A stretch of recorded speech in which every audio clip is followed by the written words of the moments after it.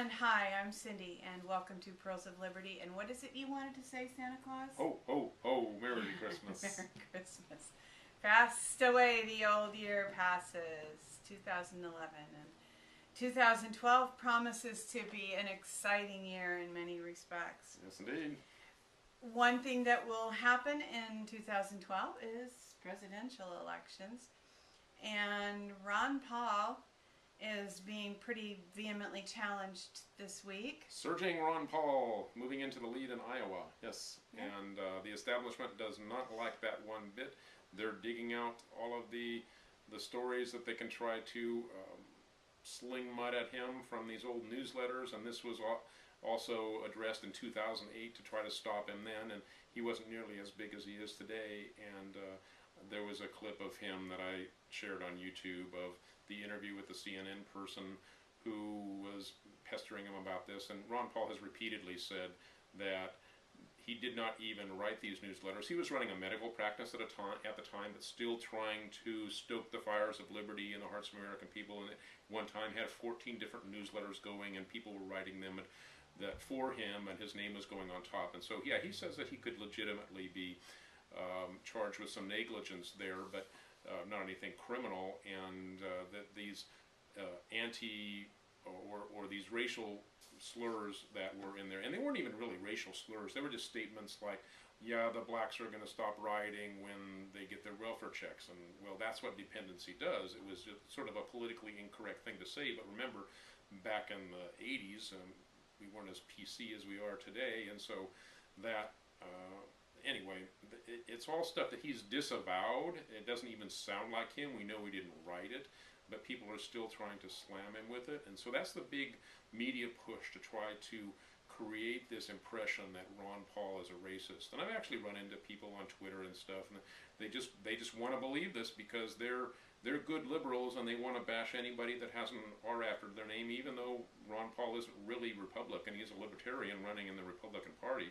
People just don't seem to want to, some people don't seem to want to dig any deeper and just are willing to try to write him off as a racist. And these are the same people that are very vehement against war and empire and the very things that Ron Paul opposes, but they're shooting themselves in the foot by buying into this silly nonsense that he's a racist. So it's really ridiculous. But that's the level they're stooping to now.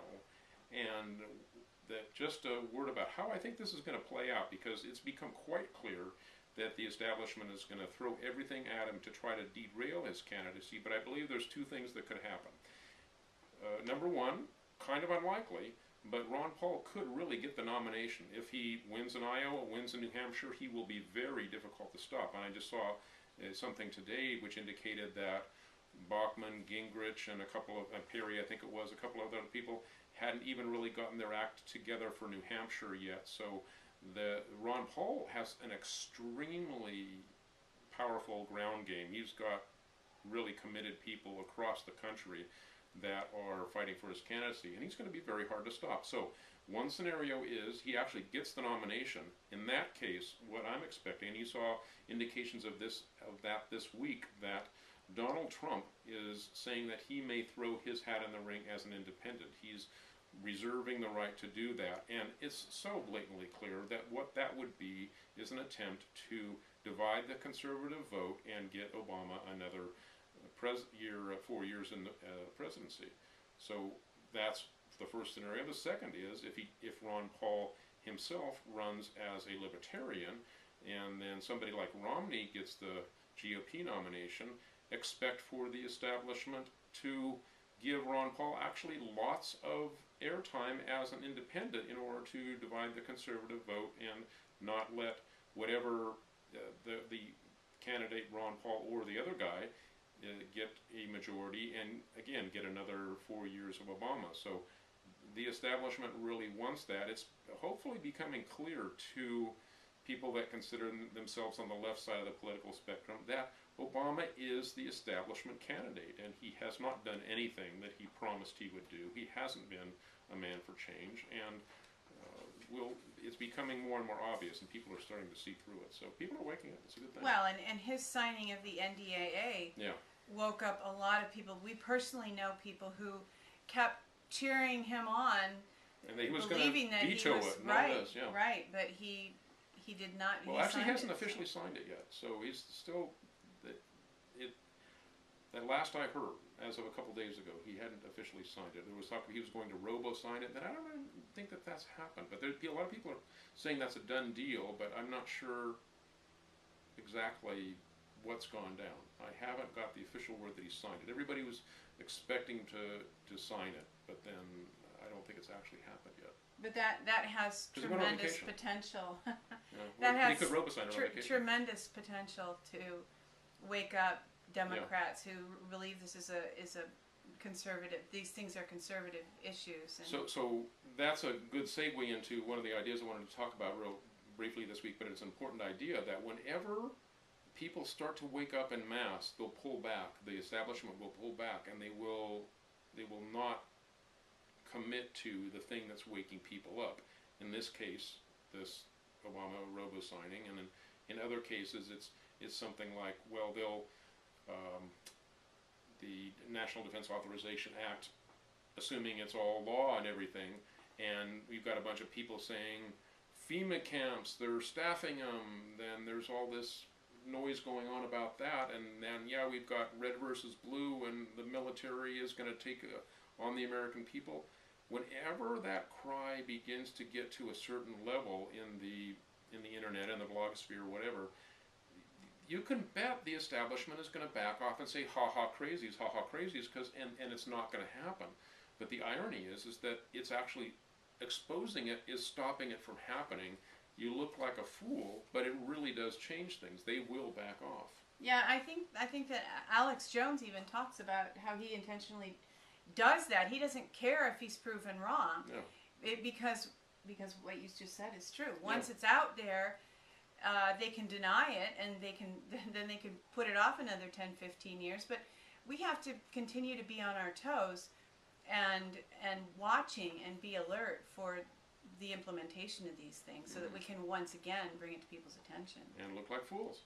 We're fine with that. Yeah. I think St. Paul the Apostle even said that he didn't. Who's fool are you? I'm a fool for Christ. Yeah. That's right. We're fools for liberty. Right. Same thing, more or less. That's absolutely right. Yeah. So another thing that did you have anything else to say about Ron No. Paul? So Jong Il was killed this week, or died. I don't even know what the official story is, but the official story is heart attack. Most people are believing that most people that are minded the way that we are believing that he was killed. And Benjamin Fulford even said that he was killed by Rothschild agents who wanted to put his son, who was educated in Switzerland, and they feel would be more in line with their plans for North Korea, into place. So yeah, what I've read about that is that you mentioned that the Rothschild agent thing, but there really isn't anybody that gets to power in Korea that doesn't have the support of the military. And what was happening was that he was really the younger man, the son of the father, whose peers were running the military, and so he was maybe, we don't really know, not going along with a full paradigm, maybe coming into some awareness of his own, maybe standing his ground a little bit against some of the control that was being exerted by the military forces there in Korea. And you can bet that nobody becomes a major military power without some backing of the global bankers, Rothschilds, those kind of people. It's been that way since the 1800s and before, when one of the wives of Rothschild said, if my sons didn't want wars, there would be no wars. So that's a famous quote. We can look it up. But it's true today, and that's true just as true in North Korea as it is anywhere else.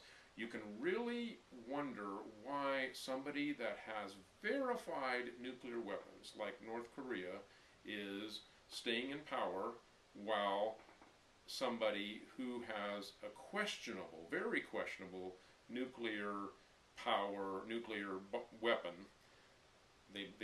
Iran is definitely developing nuclear power, but not nuclear weapons that, from all really accurate investigations. So why is there all this demonization of Iran but not of North Korea? Probably the best guess is that the elites are saving North Korea to begin some kind of a global confrontation. They're not ready to use them yet, and they really don't want to take them out. These guys really do love war. It's how they fuel their economic engine, their enslavement paradigm. It's through fear and war. Sure. And speaking of potential for war, there's a Benjamin Fulford video on YouTube about another planned attack against Japan, if you happen to believe, as we do, that the earthquake last March was a planned attack, that there's supposedly another planned attack, and the plan is that Japan will retaliate and a tsunami will strike the east coast of the United States. So there are a lot of variables in that. Just one more war scenario, and in this case, a scenario of war that's completely a tech war that appears to be nature.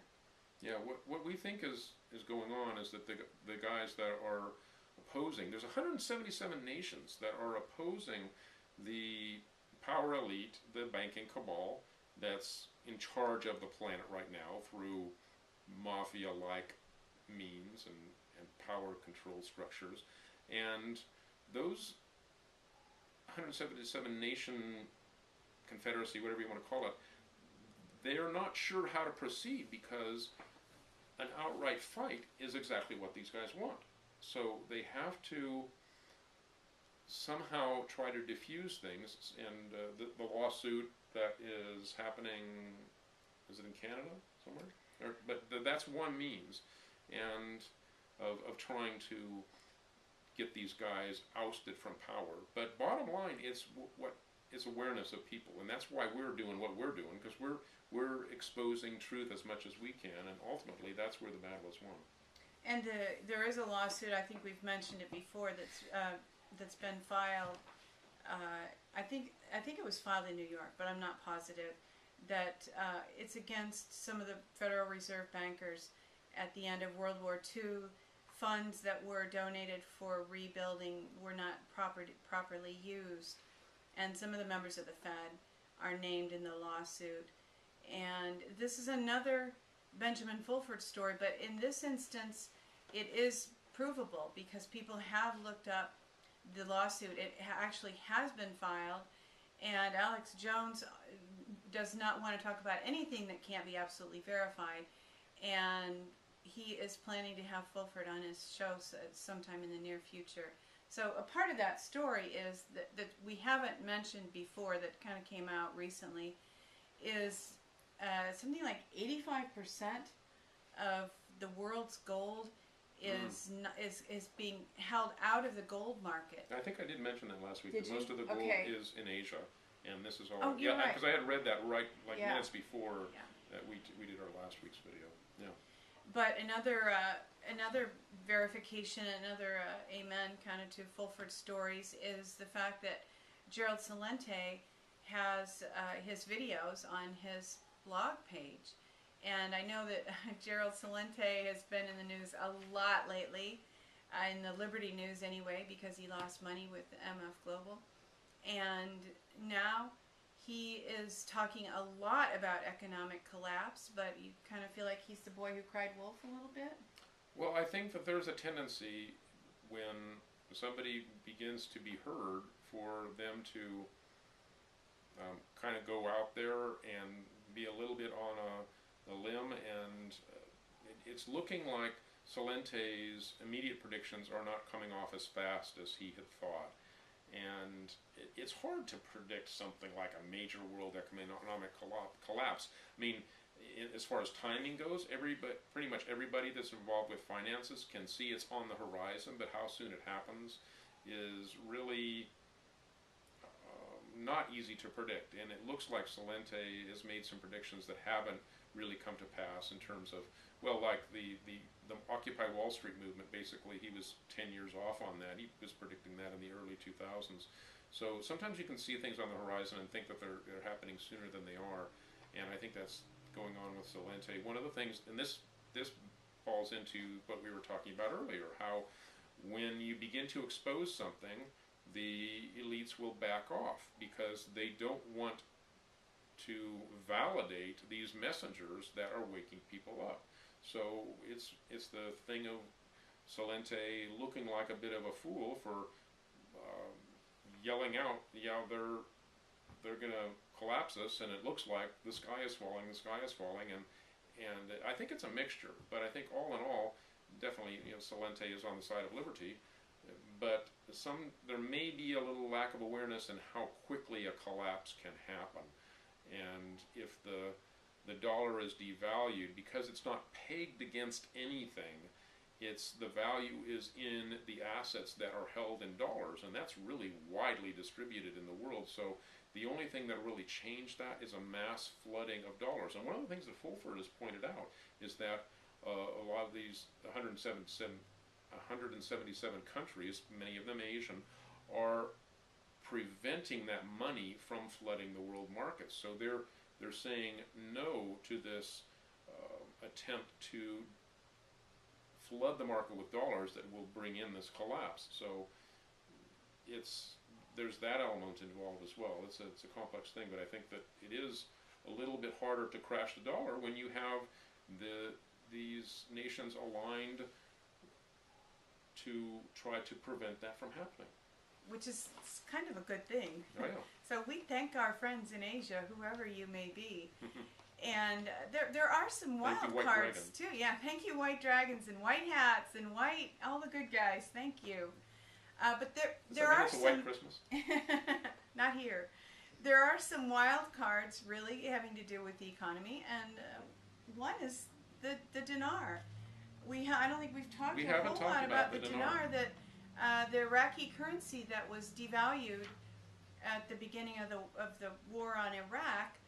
And there's a lot of dinar out there, and there's a buzz that it could revalue at anywhere from $1 dinar to $1 up to the range is actually we've heard as much as one dinar to 3 point something English British sterling. We've heard 7, 8, well, 9. No, I was saying British sterling. Oh, sterling. Okay. So if it which would amount to $7, $8, $9. Yeah. Yeah. Right. Yeah. Correct. And the U.S. Treasury supposedly holds 3 trillion or 30 trillion, a lot of dinar. So if the dinar were to revalue at a decent rate, there's potential for that to actually shift the whole world economic scene. And people that are the dinar gurus and stuff. So one of the things I've seen recently is that the Bushes basically set this up. And they are also set to profit from it. And I don't mean just the family themselves, but the whole establishment. So our personal theory is that the dinar revaluation is being held off at least partially because the people that are involved in it want it to benefit the good guys and not the bad guys.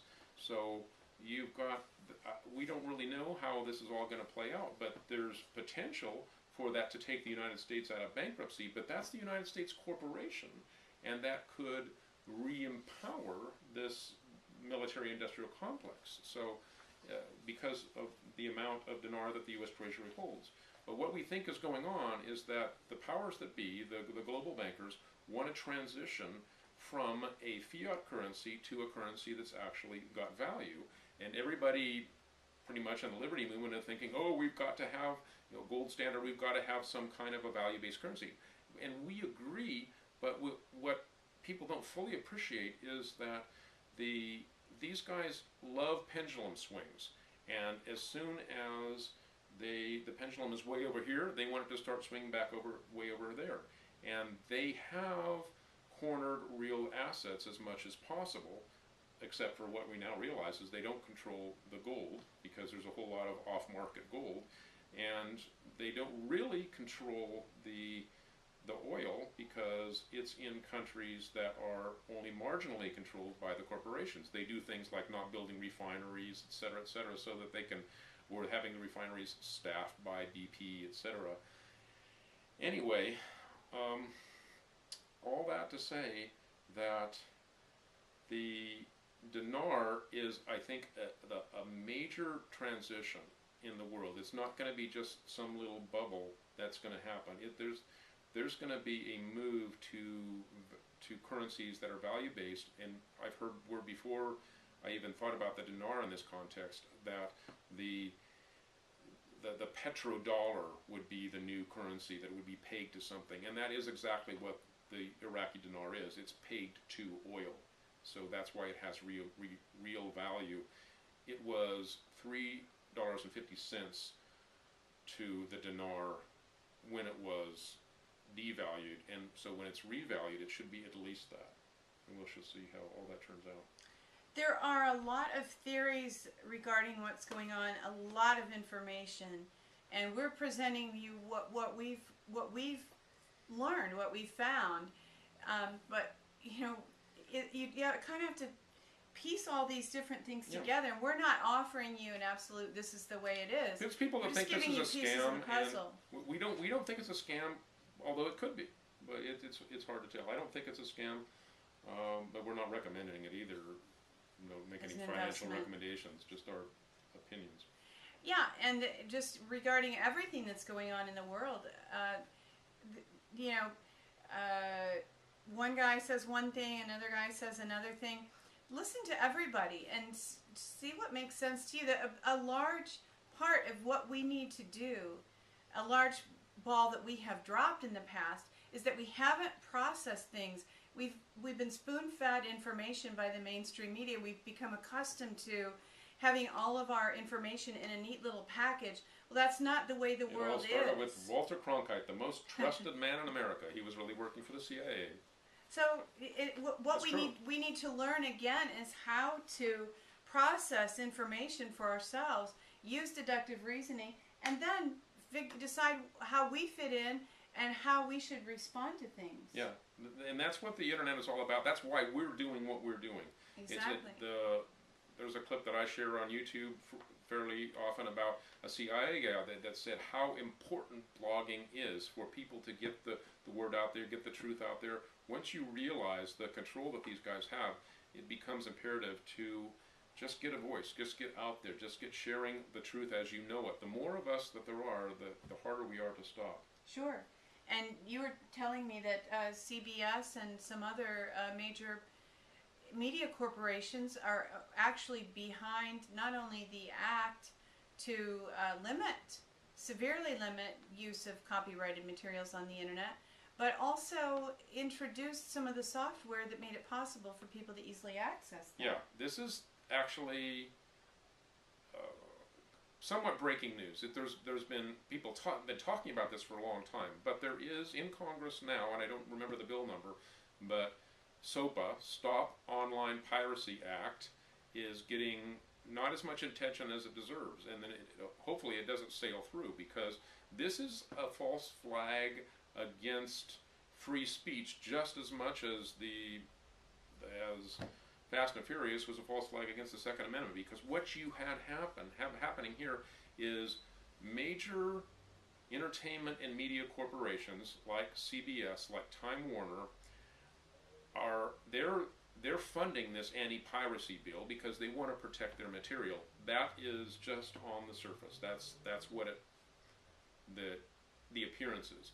But if you go back and look, what has actually happened is there were divisions of things like CBS, CNET is a division of CBS, and other similar divisions of Time Warner, etc. Their websites were the websites that were promoting and giving you the downloads, hosting the downloads for software like Napster, like LimeWire, that are used to grab copyrighted material. Movies, songs, all that stuff. So, what's happening here? Why would those guys be doing that? Think.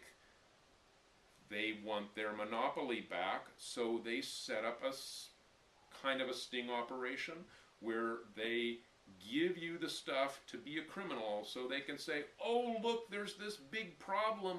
We've got to shut it down. We've got to put the screws on. This is out of control. Well, they were the people that were enabling it to get out of control. Yeah. I mean, you have to stop being naive and realize this is the way the world really works. these guys that are running things do criminal stuff like this, but our hope is that we can awaken enough people to be aware of what's going on so that we can stop them and not let them get away with this. I mean, pretty much anybody that has regular activity on the internet knows that it's not mostly about grabbing copyrighted material. It's mostly about freedom of speech. But a lot of people aren't and aware of what's going on and can easily be led to vote or to back legislation that takes away this freedom of speech, this wonderful internet tool that we have. Absolutely. SOPA, it's bad news. It's a stand against it, and the people that are the corporations that are promoting this Stop Online Piracy Act are themselves trying to stop your free speech. Yeah, be warned. Beware. Be careful. If you have your own website, if you operate a website, make your best effort to not use any copyrighted materials, because they'll use that as an excuse to shut you down. They'll just unplug your URL. So be cautious. And in Arizona, there is a Sheriff Joseph Arpaio who has been very diligent about jailing illegal immigrants. You know, in Arizona they take illegal immigration very seriously, as a very serious threat. And Sheriff Arpaio has been reined in this week. They're trying to. There's a media campaign against him going on, and this is just another illustration of what we were talking about earlier, about how as soon as there is a local grassroots, truly of the people, for principles of local government and liberty that has arisen in Arizona, that when the powers that be are threatened, they'll come in with a campaign against them, and that's what is happening to this sheriff. So we just wanted to mention that. Don't have much more information about it than that he's popular with people that want the borders with Mexico controlled, because he is actually deporting, jailing illegal immigrants, and he was told by the feds to stop that. They said, no, you can't do that. And there's an outcry against that, except that the media forces that are bought and paid for by the power elite, they are demonizing the sheriff. If you are able and you live in a community, particularly a rural community that doesn't have its own police force, it's wise to get to know your sheriff. They have a lot of influence. They have, under the law, they have a lot of local power, and there are a lot, as we've mentioned before, there are a lot of sheriffs who are doing a lot of good work. So that brings us to just a mention of the fact that it is Christmas Eve, and we are celebrating Christmas, and we mentioned this before, but the Devil's Messiah plan to make everybody afraid, make Christians afraid, and I myself have really been aware of a push to make Christians afraid of Christmas, and I think maybe afraid is too strong of a word, but just to feel... Pagan. Yeah, to be, am I displeasing to God by having this tree in my house? That kind of thought pattern. Well, and it's really fear-based. It's legalism. Yeah. It's fine if you don't want to celebrate Christmas. That's not an issue at all. That's totally fine. The issue is when other people begin to put their stuff on you. And this morning, I didn't even tell you this, but in my email, somehow I got signed up for this, to receive an email alert every time this particular person posts a YouTube video. And I don't remember even doing that. I would never do that. I don't want that. I don't even know who this person is. But this morning I got 4 or 5 emails about how Christmas is evil. And the YouTube videos were posted about how Christmas is evil. And there have been so many of those this year. Our friends have forwarded them to us and wanted our response and reaction. And there are a lot. There's a lot of fear messages. There are a lot of fear messages out there, and we don't want to add to that. We want to inform. If anything, we want to impart hope for the future. Guess what, folks? Liberty means liberty. If you're in the liberty movement, give people the liberty to have a Christmas tree. They, they might not. They might just see things differently than you do. You may know all the pagan background, and they may too. Yeah, but liberty. Come out with a different viewpoint about what it means to express things today. It's called Christmas because it's not Saturnalia anymore. That's right. That's right. And we are not advising you to have a Christmas tree, but you might want to watch Bill Murray's speech at the end of Scrooge. Just about human kindness and about turning off the TV and getting out and touching people and interacting with people. And we watched a few movies that are worthy of note this week. One that we should probably end with, but it's because we're talking about this now, is It's a Wonderful Life. It's just a tremendous film, and you can learn a lot about how evil bankers are by watching it. It's an incredible film. It's an almost perfect film, and it's one of those films you watch it and you can. It's deeper every time you watch it. I'm amazed by it. It's truly beautiful. Incredible. Yeah.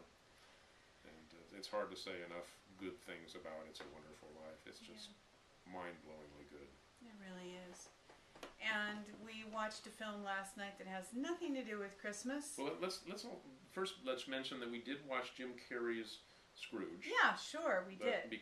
On that topic, and that's the first time I'd seen it, and I really liked it. It's what is it? Animated, not fully animated, but it's kind of like 300. But it's a little better than that in terms of their animation. Anyway, I don't know what the technique is called, but it was good. Some of the features are exaggerated. Jim Carrey's chin is really pointed and stuff like that. But I liked it. It portrayed those chains of Marley's ghost and Scrooge being terrified of the future that awaited him if he didn't change his ways. And yeah, it was good. Yeah, there are some great messages in some of these Christmas films. Some of them are really very rich. But last night was not a Christmas film night. We watched The Avengers, which is 1998. fun, but loaded with symbolism. That's amazing. Once you're aware of the elite and you know their mind control thing, and you know about clones and doubles, and you know symbols. About weather control. I mean, it's all in this movie, The Avengers, 1998, with Ralph Fiennes and Uma Thurman. Kill Bill. Yeah. Uma Thurman. Yeah, that's right. So the characters were well done. The dialogue was perfect, just like the old TV show. But we were kind of blown away by how much elite symbolism was in there. This is almost proof positive that people are fed stuff in Hollywood that is to tell the people what the agenda is at a subconscious level, the lesser magic kind of phenomenon, and it's all there.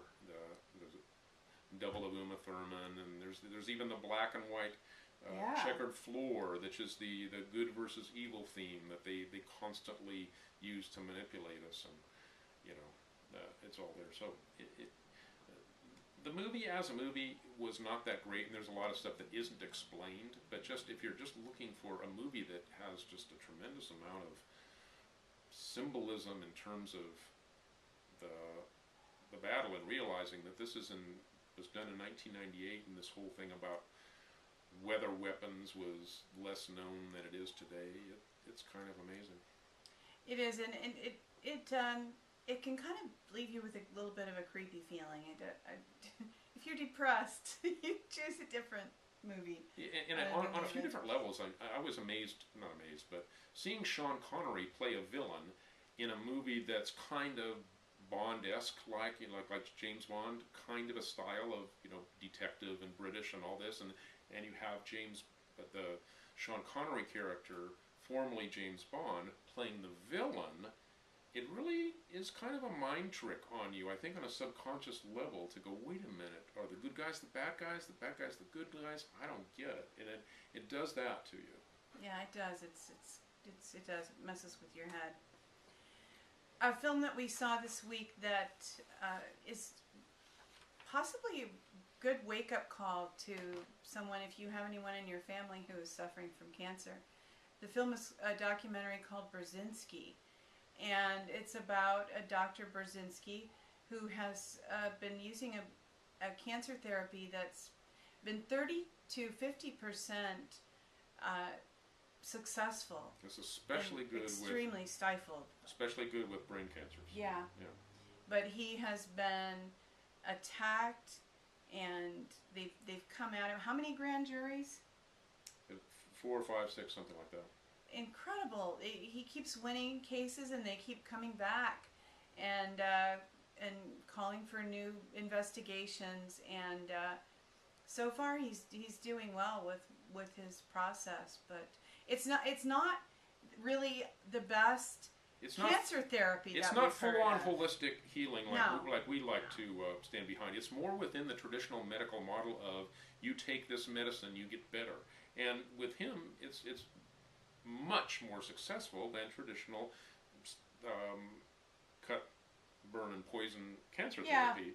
He's discovered a certain group of molecules that turn off and on genes, and people that have cancers are low in these, and he has all these different protocols to be able to increase this type of, I can't remember the name of this group of proteins, but it's all his discovery and all his work, and he holds the patents to them. So the FDA has been trying to get this out of his control, and by actually setting up the experiments to fail by using the wrong protocols, and it's just a mess. You realize how corrupt the medical system is by watching this. So somebody that is honestly hoping for the system to find a cure for cancer really needs to watch this movie, because they'll realize that the cure for cancer, if it exists in the form of take this and you'll get better, this guy's found it. And he's being railroaded, he's being blackballed, he's being demonized in order to stop this information from getting out. He has very, very loyal patients that he's saved their lives. They will stand with him, picket wherever he's being persecuted, and it's amazing stuff. Burzynski is spelled Burzynski. It's not like Zbigniew Brzezinski. It's probably the same background, but in the American version of his name is spelled with a B-U-R, so you can find it. Sure. And speaking of Zbigniew Brzezinski, I don't think we read the list of 7 names. Benjamin Fulford said there are 7 guys, possibly an 8th, who, if they were removed from their offices, their seats of power, we would have world peace. So Christmas is a time that we always are hoping for world peace, and that's what the angels that's how the angels greeted the shepherds, by saying, we bring you glad tidings of, how did they exactly do that? Great joy. Great joy, peace on earth, goodwill toward men. So there are 7 men, and we need to arrest and detain them, maybe using the NDAA. And then we'll abolish the NDAA. No, I'm just kidding. They can be arrested for real crimes. I was just thinking, wouldn't it be wonderful if Miss America says, I want world peace, and I really want these 7 men to be gone so that we could have world peace. That would be great. Should we tell the people who the 7 are? Sure, yeah, what's the 7 men? Henry Kissinger, Frank Carlucci, Paul Wolfowitz, James Baker, Donald Rumsfeld, Zbigniew Brzezinski, and for good measure, George Soros. Yeah, and interestingly enough, all conservatives except for George Soros. These are basically neocons. Yeah. So when you're praying for world peace, pray that these people will be arrested and removed from their seats of power. Yeah, and beyond that, pray that they'd be exposed because they're masquerading as angels of light.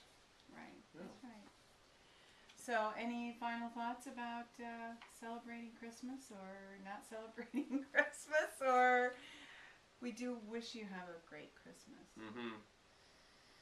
Be blessed. Go in peace. Yeah, now you can say ho ho ho. Merry Christmas. Ho ho ho.